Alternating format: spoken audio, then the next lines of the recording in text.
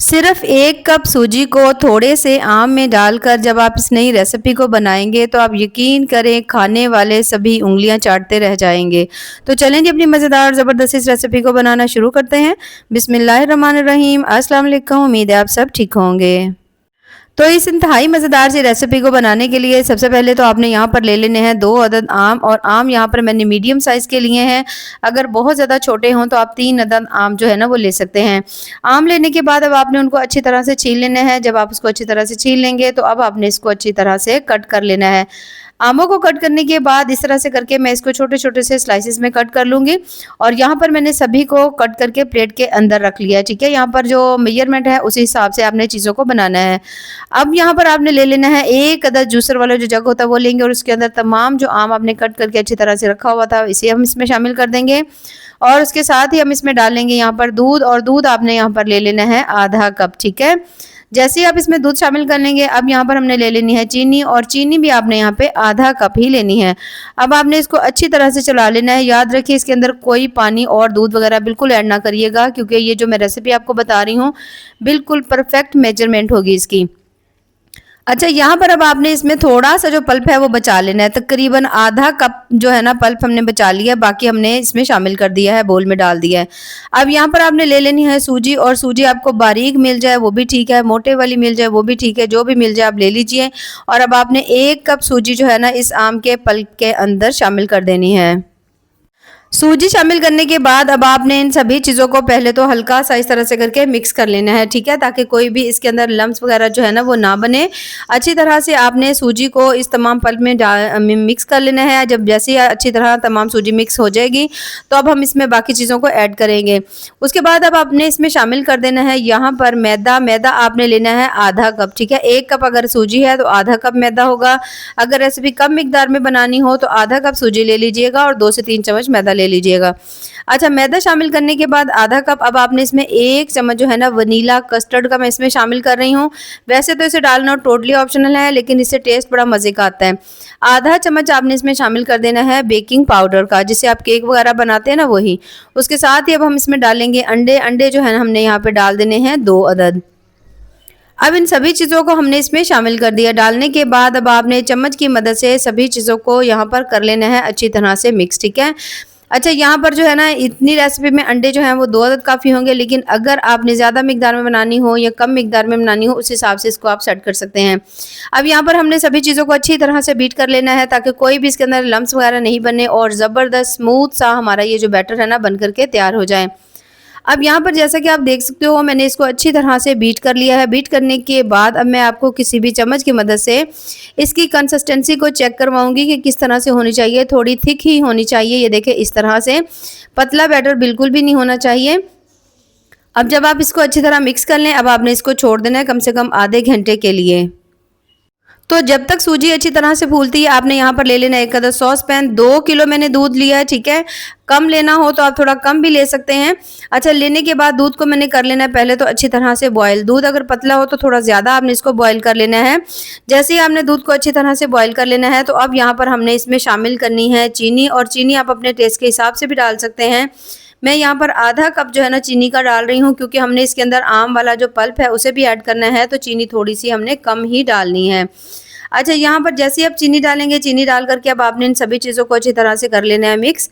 जब आप तमाम चीज़ों को अच्छी तरह से मिक्स कर लेंगे तो दूध को थोड़ा सा और ज़्यादा गाढ़ा करने के लिए, मज़ेदार करने के लिए मैं इसमें शामिल कर रही हूँ यहाँ पर मिल्क पाउडर। आधा कप जो है ना मैंने इसमें मिल्क पाउडर का डाल दिया है। अगर दूध आपके पास काफ़ी ज़्यादा गाढ़ा हो तो आप मिल्क पाउडर को जो है ना स्किप भी कर सकते हैं, उसके बिना भी आपकी रेसिपी बहुत अच्छी बनेगी।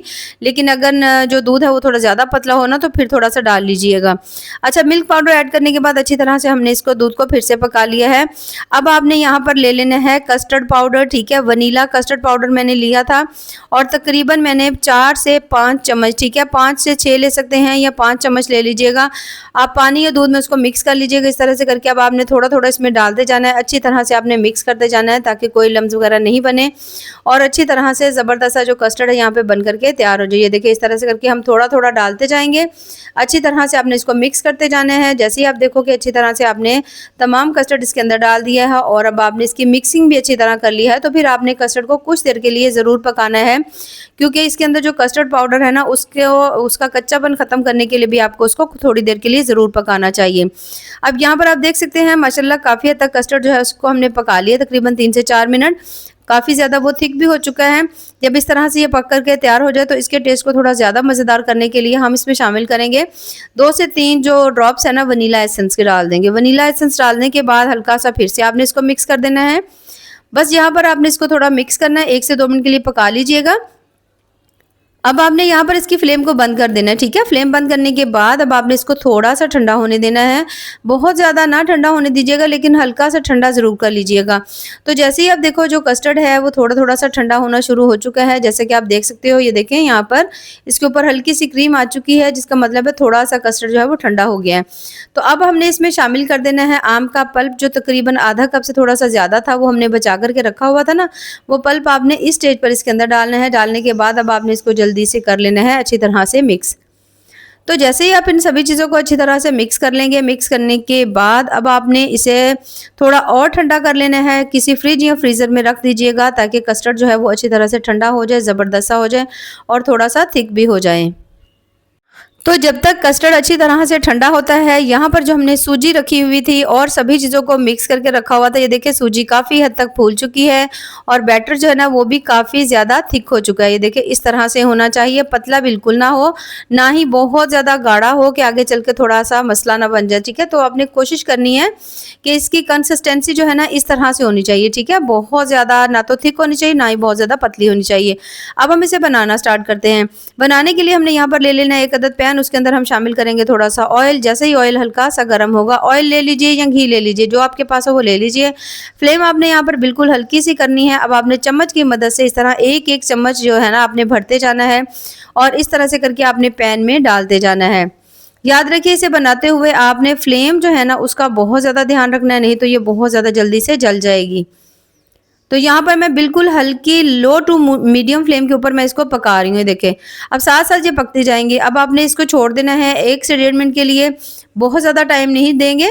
1 से 1.5 मिनट जो है ना वो काफ़ी होगा। तो अब जब देखोगे कि नीचे वाली जो साइड है ना वो हल्की-हल्की लाइट गोल्डन होना शुरू हो चुकी है, फिर आपने यहाँ पर सभी की साइड्स को चेंज कर देना है। अब यहाँ पर आप देख सकते हो माशाल्लाह कितना प्यारा सा ज़बरदस्त सा कलर आया हुआ है और काफ़ी हद तक ये जो है ना फूल भी चुकी हैं। तो बस यहाँ पर अब आपने सभी की साइड्स को चेंज कर देना है। सभी की साइड्स को चेंज करने के बाद अब आपने इसकी दूसरी साइड को भी हल्की फ्लेम के ऊपर पकने देना है, ठीक है, ताकि जो है ना दूसरी साइड का कलर भी हल्का लाइट गोल्डन ब्राउन हो जाए और सूजी है बाकी जो चीज़ें हैं ना इसके अंदर वो अच्छी तरह से पक जाएँ। तो आप देखोगे 1 मिनट के अंदर ही बहुत अच्छी तरह से इसकी दूसरी साइड जो है ना वो भी अच्छी तरह से पक चुकी होगी। तो बस फिर आपने इनको इसके अंदर से निकाल लेना है। ये देखिए मैंने इसकी साइड को चेंज किया, माशाल्लाह कितनी ज़बरदस्त दोनों की तरफ से जो है ना कलर आया हुआ है। ये देखिए मैं आपको थोड़ा सा करीब से चेक करवाऊंगी, माशाल्लाह बहुत ही ज़्यादा कमाल की ये बन करके तैयार हुई हैं। तो बस यहाँ पर हमने इन सभी को इसके अंदर से निकाल लेना है। तो इन सभी को इसके अंदर से निकालने के बाद सेम इसी तरह से हमने अपना जो नेक्स्ट बैच है उसे भी बना करके तैयार कर लेना है। बस यहाँ पर आपने एक छोटी सी चीज़ का ज़रूर ध्यान रखना है कि फ्लेम आपने बिल्कुल हाई नहीं रखनी, फ्लेम आपने हल्की रखनी। हल्की फ्लेम के ऊपर अगर आप पकाएंगे तो आपको रिजल्ट्स बहुत अच्छे मिलेंगे। और यहाँ पर आप देख सकते हैं माशाल्लाह बहुत ही ज़्यादा मज़ेदार ज़बरदस्ती मैंगो और उसके साथ सूजी की जो टिक्कियाँ हमारी यहाँ पर बन करके तैयार हो चुकी हैं। यहाँ पर मैं आपको थोड़ा सा ये देखिए करीब से चेक करवाती हूँ, बहुत अच्छी तरह से अंदर से पक चुकी है। आप यकीन करें जब आप इसे खाएंगे ना तो आप केक को भी भूल जाएंगे। अक्सर बच्चों को केक पेस्ट्री वगैरह बहुत ज़्यादा पसंद होते हैं, ये तो बहुत ज़्यादा ये सॉफ्ट बनते हैं, बहुत ज़्यादा टेस्टी बन करके ये तैयार होती हैं। अब हम इसे बना लेते हैं। तो उसके लिए आपने कोई भी बोल ले लीजिए, इस तरह से कोई बर्तन ले लीजिए और इसके अंदर सबसे पहले तो आपने ये जो तमाम टिक्कियाँ हैं ना आपने इसको इसके अंदर डाल देना है, ठीक है। इन सभी को इसमें शामिल करने के बाद अब हमने जो कस्टर्ड ठंडा होने के लिए रखा हुआ था ना वो तमाम कस्टर्ड आपने इसके ऊपर डाल देना है। ये देखिए इस तरह से करके डालना है, अच्छी तरह से डालेंगे। चीनी अगर आपको टिक्कियों के अंदर थोड़ी ज़्यादा चाहिए तो आप थोड़ी सी ज़्यादा भी ऐड कर सकते हो, तो मैंने बस दरमियानी से शामिल की थी। अच्छा, इस तरह से करके आपने तमाम कस्टर्ड इसके ऊपर डाल देना। उसके बाद बाकी हमारे पास जितनी बची हुई टिक्कियाँ थी उन सभी को मैं इसके अंदर डाल दूंगी। उन सभी को इसके अंदर शामिल करने के बाद अब जितना भी हमारे पास बाकी कस्टर्ड है उसको भी मैं इसके ऊपर ही वापस डाल दूंगी। अब डालने के बाद आपने इसको सभी टिक्कियों को कोशिश करनी है कि ये कस्टर्ड के अंदर डिप रहें, ठीक है, और कुछ देर के लिए आपने इसको रेस्ट पर छोड़ देना है। अब यहाँ पर हमने सारी चीज़ें जो है इसके ऊपर इस तरह से करके तमाम कस्टर्ड मैंने डाल दिए। डालने के बाद थोड़े से बादाम डाल देंगे, थोड़े से हम इसके ऊपर पिस्ता जो है उसको इसके ऊपर डाल देंगे, जिससे ये जो है ना देखने में भी बहुत ज़्यादा प्यारा लगेगा। तो ये देखिए इस तरह से करके हमने तमाम जो है ना पिस्ता इसके ऊपर डाल दिए हैं। अब आपने इसको किसी फ्रिज में फ्रीज़र में रख लीजिए ताकि अच्छी तरह से ये सेट हो जाए। इस रेसिपी को अगर आपने एक दफ़ा ट्राई कर लिया तो मैं गारंटी से कह सकती हूँ आपका इसे बारहा इसे ऐसे ही बनाने और खाने को दिल करेगा। अब यहाँ पर मैं आपको थोड़ा-सा इसको निकाल कर के किसी भी प्लेट में डाल कर के भी चेक करवाऊँगी कि ये कितनी ज़्यादा जो टिक्कियाँ हमने बनाई हैं, मैंगो टिक्कियाँ कितनी ज़्यादा सॉफ्ट, कितनी ज़्यादा ये मज़ेदार बनी है। बस आपने इसको अच्छी तरह ठंडा करना है और कम से कम 1 घंटे के लिए आपने इसको ज़रूर छोड़ना है ताकि टिक्कियों के अंदर तक जो कस्टर्ड का फ्लेवर है वो ना वो चला जाए। और ये देखिए माशाल्लाह बहुत ही ज़्यादा मज़ेदार, इंतहाई टेस्टी सी हमारी आज की जो रेसिपी वो बन चुकी है, तो ज़रूर ट्राई करिएगा। बाकी दुआ में याद रखिए। अल्लाह हाफ़िज़।